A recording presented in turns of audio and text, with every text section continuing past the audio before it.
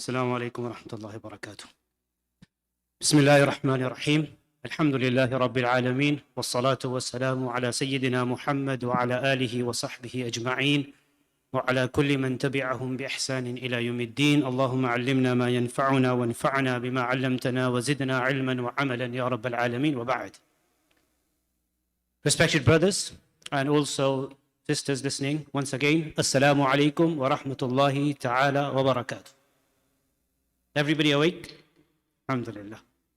I'm not going to take too much of your time. We are all waiting to listen to the final dars of hadith conducted by Hazrat Mufti Ismail Kacholi, Hafidhahullah ta'ala wa ra'ahu. May Allah protect him and give him a long life. We've already heard Maulana Mahmud Chandia and Hazrat Maulana Hanif Luharwi and Hazrat Maulana Qasim Ingar. So I'm not going to take too much of your time. I just have 3 or 4 points of advice for fellow students. There are many ulama here, big people, and I don't want to talk in their presence. But this is 3 or 4 basic points of advice for my fellow students. I am also a student, just like you, especially the graduating students. And these are not my advices, because I am not really in a position to give advice. What we say, we hear from our teachers. And these are actually direct advices of our teachers. And the ones I'm sharing with you today is from one of my teachers. I have many teachers. One was mentioned, our Shaykh al-Hadith, Hazrat Maulana Yusuf Mutala, rahimahullah ta'ala. May Allah, give him elevation in the hereafter, who came to Canada and he stayed with you here in Canada, mashallah. But also, I have another teacher who's still alive, Hazrat Shaykh Mufti Taqi Usmani, hafidhahullah ta'ala. These are his advices, which he delivered in February. I was with him in Zambia.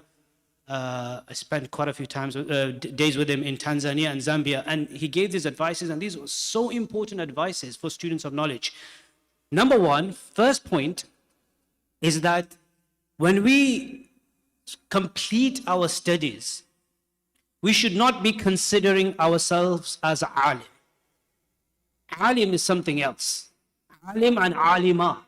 He dislikes the term alim and alima. Nobody's an alim and nobody's an alima. Alim is like ism sifa, like it's a claim. I am knowledgeable. I normally give, of course these are advices directly from him, but in my words. So there will be some masala around from me. So, don't attribute everything to him that he said this. So there are some, masala and achar from me. This word alim is ism sifa, ism fa'il. I normally give an example that imagine if the text message was going around in Toronto, mashallah, all the sulaha are invited for dawah today. All the salih and sulaha, all the pious people, who will think they will go? We will think to ourselves, am I pious? Nah, I shouldn't be going. We are humble, inshallah. But when we say all the ulama invited, yes, I am an alim. So it's a claim. We are all students. Forget us, great people before us, they all deemed themselves until they passed away as talibu ilm. Hakimul Ummah, Maulana Ashraf Ali Thanwi, rahimahullah, until his latter part of his life, he used to say, I am a talib ilm. There are many examples. There was this Hazrat Maulana Saeed Ahmad Khan, Sahib rahimahullah, who was prominent in Tabligh Jama'ah. I saw him when I was young. He used to have on his card, identity card, profession, talib ilm. Until utlubul ilma min al-mahdi ila al-lahd, which is not a hadith, it's a saying. As a hadith is fabricated, but it's a saying. But the meaning is true, that seek knowledge from your cradle to the grave. So the first point is that do not consider yourselves to be alim ever. Don't say, I am an alim, I am a shaykh. Don't attach titles. One of the waba, in the words of Mufti Taqi Usmani, of today, one of the calamities is that we attach with ourselves the title alim, maulana, and the greatest title that we attach is mufti. Like every corner there's a mufti. You can't have the title mufti until at least you're 50 years of age. I'm just under that now. So still, it's a minimum. 40, 50, you can't be like, I was in South Africa just recently. I was there this is Mufti this is Mufti this, 19-year-old Mufti, 21-year-old Mufti, 22-year-old Mufti. Like, how many Muftis are there? You don't become a Mufti until you don't spend 20, 25 years in the company of senior Muftis practicing the art of fatwa. So that's the first point anyway, quickly. Stay and remain and consider yourselves to be talib ilm. Number two, second point, once it's a connection, once this point is there that we don't think ourselves to be alim. So today we're graduating from a 6-year alimiya or ilmiya course. This is an ilmiya course. MashaAllah, 11th graduation ceremony. It's 11th, I think, and 17 students, female and male, are graduating, MashaAllah, as good students of knowledge, alhamdulillah. Consider yourselves to be students. Now, the second point is that once we consider ourselves to be students, we will continue seeking knowledge. Talab ilm ki ibtida abhi se hoti hai. That's what Mufti Taqi Usmani said. The real seeking of knowledge starts from today. Until now, you were just learning how to seek knowledge. These were just swimming lessons, like driving lessons. You had Hazrat Maulana Qasim Ingar and Hazrat Mufti Hanif Sahab and many other teachers. They were there on the other side, just making sure that you don't speed, and they've got their, the learned cars. What do they have? The pedals, etc. But now this was a swimming pool. You were taking lessons how to swim, or you were taking driving lessons. Now here's the keys, here's the car. You start your journey. From today it starts until your death. So real seeking of knowledge actually starts from today. These 6-7 years they only designed how to learn knowledge, because before these 6 years or 7 years or 8 years, in India, Pakistan is about 8 years, we don't even know how to read books. So now we can pick up Fathul Bari, Umdatul Qari, Raddul Muhtar, or whatever books, hadith books, tafsir books. We can read them on our own. So we're only getting the capability of reading the books on our own. That's what we've only learned how to become student. And then continuously, the third point is that, therefore, from now on, this is not the end of seeking knowledge, this is the beginning. Like, you've taken swimming lessons, you've got the pass certificate today, inshallah, you are qualified as a student. Now here's the Atlantic Ocean, start your journey. Let's see how far you go in the Atlantic Ocean. Some people might just go and put their feet in there and that's it. Some students might actually go a bit more and get water up to their knees. Some people might actually swim a few meters. Some students might go 1 kilometer, 2, 5. It depends. Different people, different students. But you study your knowledge. And then read books. Read those books which are beneficial for your ilm, for your amal, for your understanding, for your thought process.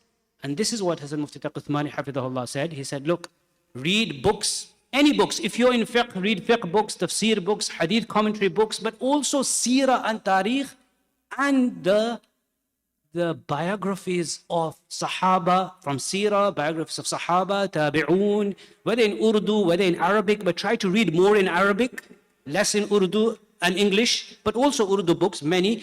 But in the beginning, especially the Sirah and Sahaba books, biographies in Arabic, and also read, this is the last very important point, read the biographies, the Sawane, and the Mawa'id, the lectures which are recorded in books, and the Malfudat, the statements of our recent Akabirun, our great scholars. Most of them, the amazing ones. We've got some amazing scholars from the subcontinent in the recent times, like Hakimul Ummah, Shaykh Maulana Ashraf Ali Thanvi rahimahullah, Shaykh Maulana Rashid Ahmad Gangohi rahimahullah, Hazrat Maulana Qasim Nanotwi rahimahullah, Hazrat Maulana Khalil Ahmad Saharampuri rahimahullah, who wrote, the commentary Badr al-Majhood. And then, of course, Shaykh al-Hadith Maulana Zakaria rahimahullah, Shaykh al-Islam Maulana Hussain Ahmad Madani rahimahullah. And there's many. Read their biographies. Read how they were. You have the autobiography, Ab Beti, of Shaykh al-Hadith Maulana Zakaria rahimahullah. Now, the point here is that, actually, this is my last point, that normally, what the real situation should be, that after graduating, the real practice should be that a student should stay in the company of their teacher or teachers for 15, 20 years. Suhbah. That's how it always used to happen. Once you graduate, you don't just go, that's it, I'm an imam, and that's it, and I'm by myself, and I'm giving my own khutbah using AI, and that's it, I'm not listening to anybody or anyone ever. You have to have someone above you in order to be, on the straight methodology. Otherwise, you will be confused yourself. One day you're here, one day you're there, one day you're confused with this person, one day somebody else impresses you, one day you're down there, and this sheikh impresses you, and this doctor impresses you, and you're just confused yourself. So you need a mindset. What mindset you need to follow? And you have to have teachers above you and this understanding. This can only happen. So in the previous times, they would stay in the company 15 to 20 years. After you graduate, 15, 20 years in the company of Hazrat Maulana Qasim Ingar and others. But nowadays, that's not possible. If you can, that's great. And this staying in the company is not just for tazkiyah. That's there, the tasawwuf, tazkiyah, that's there.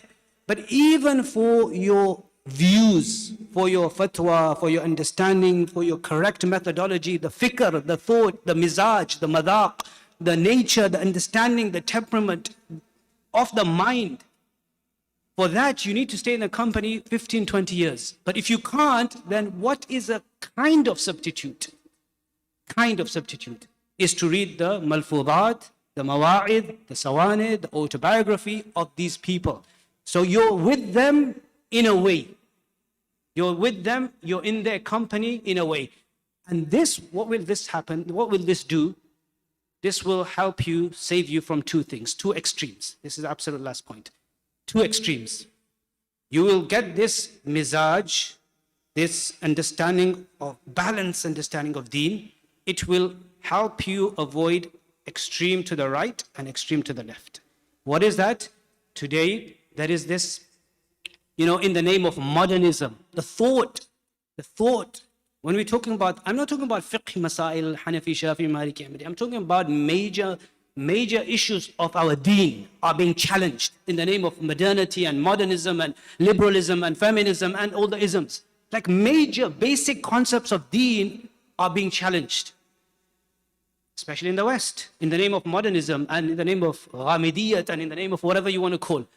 If we follow our way and the balanced understanding and we stay in their company, we learn, we read, in the words, I've got it here written, Mufti Taqi Usmani said that, he said here, that ek martaba हमारा मिजाज बन गया और हमारी सोच और अमल का एक नहज मुतय्यन हो गया तो उसके बाद जितने जदीद मसाइल हालात और जदीद तकाज़े हैं वो सब पूरे होंगे मगर इस तरह के गुमराही के रास्ते पर नहीं जा सकेंगे. Once you make your mind, your focus, your basis is solid, then any modern challenge can come, nobody will able to deviate you because your dimagh, your mizaj, your nature, your understanding is balanced. So that's one extreme. And the other extreme, that was the extreme on the left. There's another extreme. He said there's another group of people who, I'll say his words so it's not controversial. There's some types of people जो बुजुर्गों के तरीक़े की हकीकत को समझे ही नहीं, बज़ाहिर तमस्सुक लेकिन हकीकत में तशद्दुद के रास्ते से हमारे अकाबिर से के तरीक़े से हटे हुए. Some people, they've misunderstood what the buzrugs and what the mashayikh and the akabir really stood for. They think they are holding on to the akabir of Deoband, but in reality they are extremely extreme. Like they've become very extreme, where they made choti si baat ko pahar bana diya. They made small things like mountains. They didn't understand the hudud of ikhtilaf. Whatever I understand, that's the only haqq. That's a common word right now. I just came back from South Africa, by the way. Haqq. And whatever someone else says, they don't want to listen. This person's a fasiq, this person's a kafir, this person's a this, his kufr, his fisq. And this is completely gone on the extreme on the right. This tashaddud mizaj was not of our akabir. This was not the way of Hakim ul-Ummah Maulana Shabir Thanvi. This was not the way of Maulana Khalil Ahmad Saranpuri, or Maulana Rashid Ahmad Gangohi, or Shaykh al-Hadith Maulana Zakaria Rahimahullah, and the rest of them. So if we stay on this path and we read the books of our mashayikh and our kabir, then neither the people on the right will be able to deviate us, and neither the people on the left will be able to deviate us, and we will be able to stay on the middle path. May Allah subhanahu wa ta'ala keep us steadfast on this path of i'tidal, of balance, of taqwa and piety, inshallah. Jazakumullah khaira, qulu qawli hadha wa astaghfirullah wa sallallahu wa sallam ala Sayyidina Muhammad. Assalamu alaikum wa rahmatullah.